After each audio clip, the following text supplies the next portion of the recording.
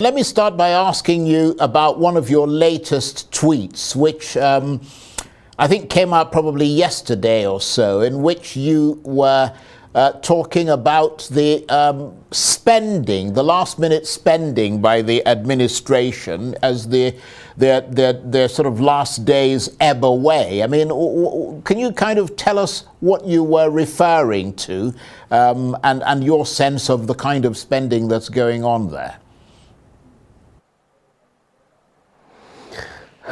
Thank you for having me in your program. Well, President Muhammadu Buhari has spent 8 years in office, and there are two paths to which you can use to measure his achievements. One is putting his own track record in comparison with the one he inherited, and also tallying what he promised and what he delivered. These are two indices. Now, when I tweeted, my tweet is to reflect what is going on presently. For a government that has very few days to live, a lot of things seems to be happening when they should be wrapping up and then working towards a handover to a president-elect who is from their party. But they seems to be doing things which they ought to have done many years or many months ago. At this very hour, you see them awarding contracts in billions of naira, and then they are also sourcing for loans from outside of the country. They are issuing out appointments and employing people and engaging in all sorts of things, which to me, I see it as a trap being set for the president-elect, which is Tinubu, as it is clear. All these last-minute engagements by the president does not seem to go in good path, because spokesperson after spokesperson, they keep telling us that we will miss Buhari, we will miss this government, we will wish that he is in power, as if they are handing power to Labour Party or handing over power to PDP. And when you say we are going to miss the president, when you say we are going to miss this administration, you are more or less predicting doom or telling us what we don't know. So I am saying this last-minute engagement and involvement and activities of this government does not seem to be one that can be said to be with good intentions. Well, in that context, then, when he steps down next week after 8 years in office, I mean, what sort of country do you think President Buhari will be leaving behind for Nigerians? Well, I must say I pity the incoming president as far as what he is going to inherit as a country. And I know very well that there is going to be a tough time for Nigerians and also for this administration, for the incoming administration. If President Muhammadu Buhari has done what he ought to do years ago, it could have been a smooth sailing for the next president. The next president is inheriting a divided country along sectional, ethnic, and regional line. The next president is inheriting over 77 trillion naira domestic and foreign debt. The next president is inheriting 133 million poor Nigerians. The next president is inheriting uncompleted projects and abandoned promises by this administration. The next president is inheriting a serious security problem that has remained unsolved by this administration. According to recent statistic, which was official, about 63,000 Nigerians were killed in the last 8 years of this administration. Kidnapping is still gone. Terrorists from Boko Haram to ISIS are still operating. So these are the challenges the next president is going to inherit. And meanwhile, remember, is it the IMF World Bank said in the next few months, about 96% of our revenue will be used to service debt. Now, this is what the incoming president-elect is going to face. So this is the kind of country President Buhari is leaving behind.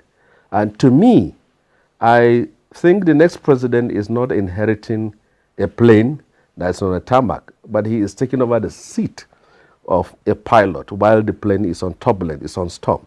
So I know that things are not going to be easy, because some of the hardest decisions this government ought to have taken, they refused to do it at the last minute.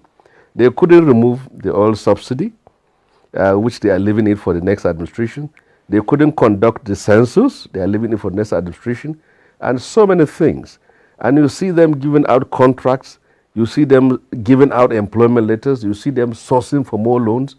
When we move from sourcing for $10, $20 billion loan, we have gone to $800 million loan, which they have even reached a point that as if the country will not function if we don't borrow. So I think what I have seen ahead is a challenge, a tough challenge for Nigerians. And from what I have read from the president-elect, he has not been enthusiastic in making the kind of false promises that was done in the past, like making $1 to ₦1, or building refineries every 6 months. And I believe that by the time Buhari leaves power, there will be a lot of revelation as regards to what has actually happened in the last 8 years of this administration. And the best way to do it is for the incoming administration to come out openly and tell Nigerians the truth, what they have actually inherited. But if you cover them, if you try to protect this administration on the ground that you are from the same party, the roof is going to fall on the head of whoever is going to take over power in Nigeria after May 29. So that is my view. They should tell Nigerians the truth of what they have inherited, and if there is a need to immediately set up a committee or panel to probe this administration, all the loans that have been sourced and the projects they have been used for, and how the ministries, department of agencies of this government have been run for the last 8 years, this incoming administration must probe this administration if they are going to have the benefit of doubt and the leverage for them to be able to operate. But if you take over power and say everything is fine and good, then you should know it that you are going to bear the consequences of what will happen after May 29. Well, I think you're right about the issue of debt, to the extent that when Mr. Buhari took over, debt was around $60 billion, and as he prepares to leave, it's now over $150 billion.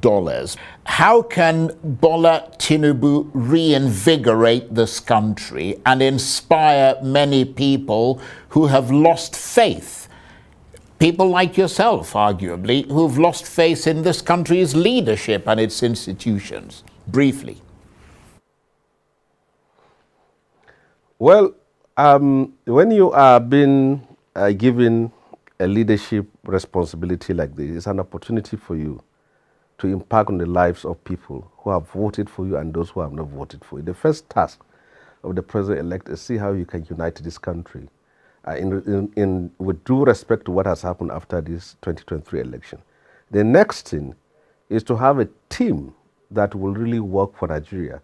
This idea of outgoing governors, sense of entitlement that they have worked hard for him to be president of this country, and as such they must be appointed into office, he will end up like the Buhari administration, keeping them in power as ministers for 8 years and achieving nothing. The next thing is he must prioritize what he needs to do, not 20 points agenda or 30 points agenda. We have problems with security, he has to address it. We have problems with the economy, he has to address it. We have problems with the educational sector and infrastructure. These are key issues that he has to put on front and then tackle them. And most importantly, electoral reform, knowing what has actually happened with the 2023 elections. I believe things will get better if we do that. And in every area you get expert. You can't appoint an outgoing governor, a minister, simply because he has claimed to have helped you to win election. If he has done that for the service of the country, then they should be expected to be appointed into any office. If they have done that because they are claiming that they supported him for nationalistic, for patriotic reasons, then there should be no expectation of any appointment. And I know it very well, especially the northern governors. Their own support for him is based on what appointment they are going to get. And if they are not going to get it, they'll go back to whip up ethnic sentiment against him. That's a fact of the matter. So Bola Tinubu must pick a team that will really work for Nigeria, not politicians who are simply going to be there for the sake of being appointed into office. I think this is what is very important. Yes, I would agree, and I'm sure a lot of people would. And in the context of that, of the appointments that you're talking about, can I ask you about the leading spokespersons for Bola Tinubu and the APC, the likes of Fani Kayode, Festus Keyamo, etc., that you've tweeted about, who you and many others have accused of saying the most provocative and extraordinary things. I mean, in the context of what you just told us about appointments, what does that tell you that the president-elect has had to rely on what some would consider to be extremely volatile personalities, it would seem? Well, you see, I know the mentality of those persons because we come from the same background as activists. We are naturally combative. And as activists, when you find yourself in the position of authority, you find it difficult to adjust to the diplomacy of being in government. But what I just want them to understand is that they are no more in their position, and that it is when they are on the throne, it's natural that whoever takes over the position of leadership, he must be questioned, he must be criticized, and he must be held accountable. So it is the duty of those who are his spin doctors and spokesperson to rather use the strategy of providing facts and details and truths as far as issues are concerned, rather than replying insult and attacks with attacks. I think this is what is most important. But I can understand their situation, but it is not good for now. With regards to all that has happened, what we need is someone who will speak the language that will comfort the heart of people, and that will calm nerves.